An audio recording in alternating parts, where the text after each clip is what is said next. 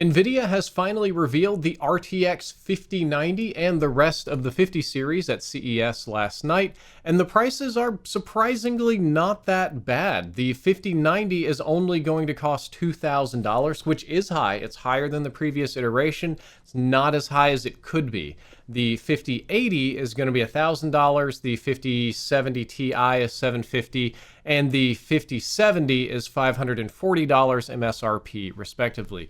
These are not cheap GPUs. These do cost more than the current ones. They don't cost that much more. I was ready to be gouged. I was ready to be ripped over these, but it could be a lot worse. Hardware-wise, some interesting stuff. So this one focuses very hard on AI frame generation, AI scaling, neural rendering, and they say that the RTX neural shaders will drive the next decade of graphical innovations because they can be used to compress textures by up to 7 times, saving an absolutely massive amount of graphical memory, and they can also be used to create cinematic quality textures in game.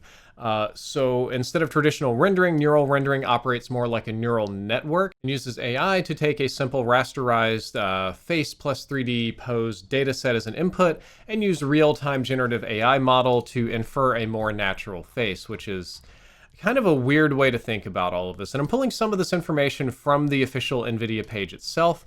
Another interesting promise they've made is that the 5080 is approximately twice as fast as the 4080, which is impressive. A 4080 is a fantastic card that's super fast.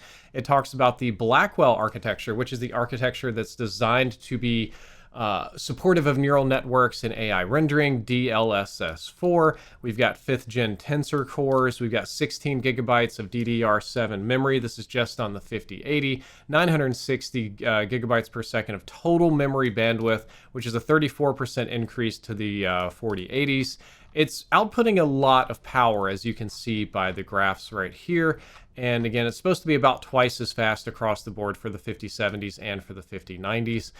I hope that all of this pans out. As you know, here on the channel, I am a huge skeptic of AI and neural rendering capabilities. I believe that AI is often misused, and this card is, from the ground up, if I can find it, the Blackwell architecture chipset here. This is an AI chip. This whole thing is built around rendering graphics with AI instead of with a more fixed algorithm.